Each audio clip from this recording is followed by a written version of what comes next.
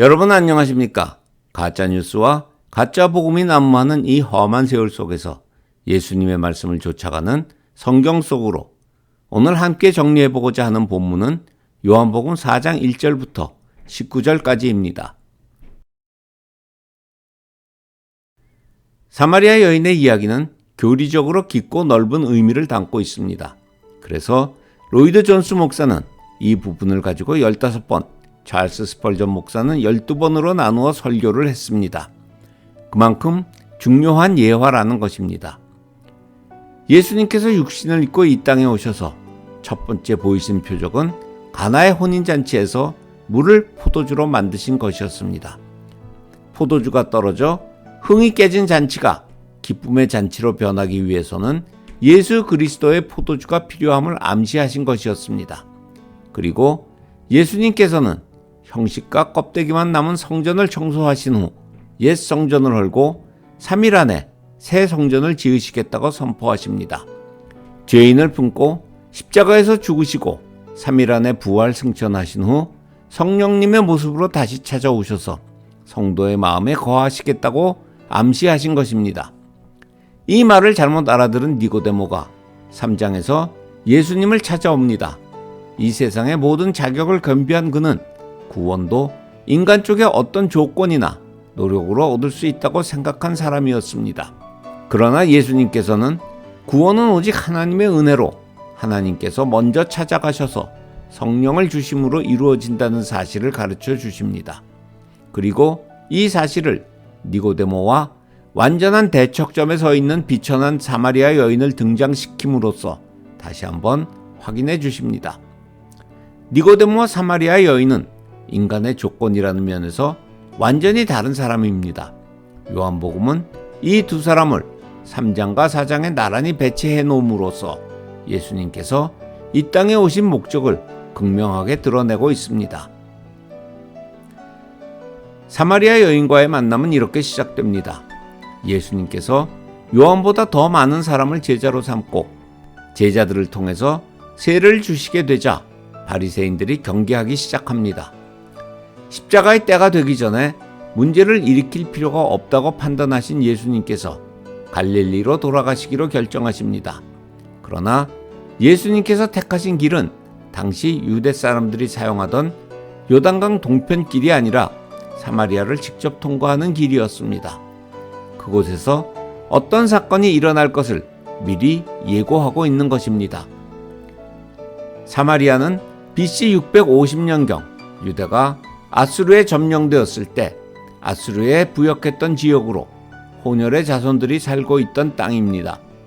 따라서 하나님의 자손으로 혈통을 지켰다고 자부하는 유대인들은 사마리아인들을 개 취급하고 상종하지 않았습니다.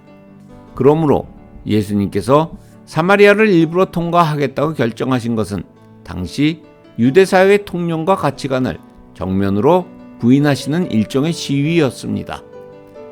예수님께서 복음을 전하시기 위해서 택하신 코스는 예루살렘, 유대, 사마리아, 갈릴리 순서입니다. 사마리아는 유대인이 기피하는 지역이고 갈릴리는 이방 땅, 곧 땅끝입니다.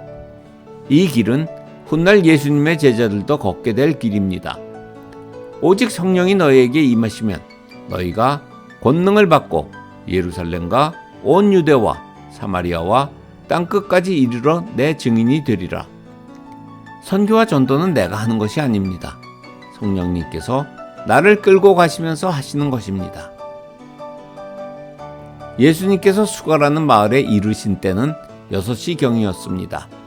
이 시간의 배경이 되는 수가라는 지역은 성경적으로 아주 특별한 의미가 있는 곳입니다. 수가는 곧 세겜 지역을 말하는데 야곱이 은 100개로 샀던 땅입니다. 훗날 야곱은 이 땅을 가장 사랑했던 아들 요셉에게 주면서 자기가 창과 칼로 빼앗은 땅이라고 말합니다. 절대로 빼앗기지 않을 것이라는 강력한 의지의 표현입니다. 원래 수가라는 단어의 뜻은 대속입니다.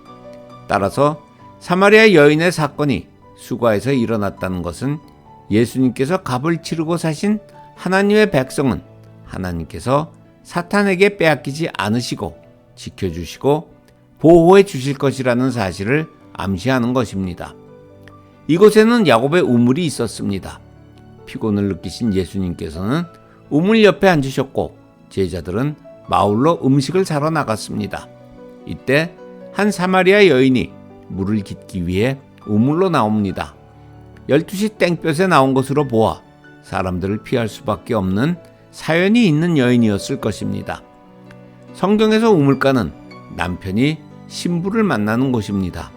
이삭과 리브가가 그랬고 야곱과 라헬이 그랬으며 모세와 십보로가 그랬습니다. 지금 예수님께서는 당신의 신부가 될 사마리아 여인을 만나시는 것입니다. 예수님께서 먼저 말을 거십니다. 물을 좀 달라. 다음에 나오는 문맥으로 보아 예수님께서는 여인의 영적 목마름을 드러내기 원하셨습니다. 여인이 놀라서 물어봅니다. 어찌 유대 사람이 저 같은 사마리아 여자에게 물을 달라 하십니까? 예수님께서 대답하십니다. 내가 만일 하나님의 선물과 또 내게 물을 좀 달라 하는 이가 누구인 줄 알았더라면 내가 그에게 구하였을 것이요 그가 생수를 내게 주었으리라. 사마리아 여인이 예수님께 따지듯 묻습니다.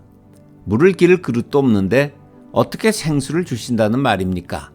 당신이 우리에게 이 우물을 주었던 야곱보다 더 큰 사람입니까? 현재 사마리아 여인에게 가장 큰 인물은 야곱 정도입니다. 따라서 이 여인은 예수님이나 그가 주실 생수의 존재는 알지 못하는 영적으로는 무지한 상태였습니다. 니고데모가 예수님께서 말씀하시는 거듭남을 육적인 거듭남으로 이해했듯이 사마리아 여인 역시 예수님께서 말씀하시는 물을 먹는 물로 이해하고 있었습니다. 이에 예수님께서 더욱 친절하게 설명해 주십니다. 내가 주는 물을 마시는 자는 영원히 목마르지 아니하리니 내가 주는 물은 그 속에서 영생하도록 솟아나는 샘물이 되리라. 여기서 주목해야 하는 단어는 샘물입니다. 예수님께서 주시겠다고 하는 것은 우물물이 아니라 샘물이라는 것입니다. 우물은 인간이 노력해서 파야 하는 것이고 샘은 자연적으로 생기는 것입니다. 지금 예수님께서 말씀하시는 영생을 주는 샘물은 생수, 휘도르, 하나님의 선물, 반석이신 예수님께로부터 나오는 성령을 뜻합니다. 그러나 이 여인은 아직 예수님의 정체와 물이 의미하는 바를 파악하지 못하고 있습니다. 사마리아 여인이 냉소적으로 내뱉습니다. 그런 물이 있다면 제게도 주십시오. 제가 목마르지도 않고 그래서 다시는 여기까지 물길로 오지 않게 해주십시오. 다른 말로 하면 그 무슨 말도 안 되는 소리를 하십니까? 라고 따지는 것입니다.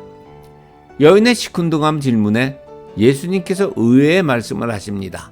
가서 내 남편을 불러오라. 이 여인은 남자 관계가 복잡한 여인이었습니다. 부어라 대답하기가 애매해진 여인이 자기는 남편이 없다고 거짓말 아닌 거짓말을 하게 됩니다. 예수님께서 이 여인을 위로해 주십니다. 내가 남편이 없다 하는 말이 옳도다. 너에게 남편 5이 있었고 지금 있는 자도 내 남편이 아니니 내 말이 참되도다.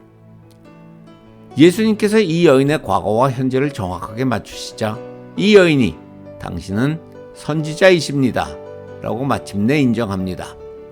그러나 아직 예수님을 메시아라고 생각하는 것은 아니었습니다.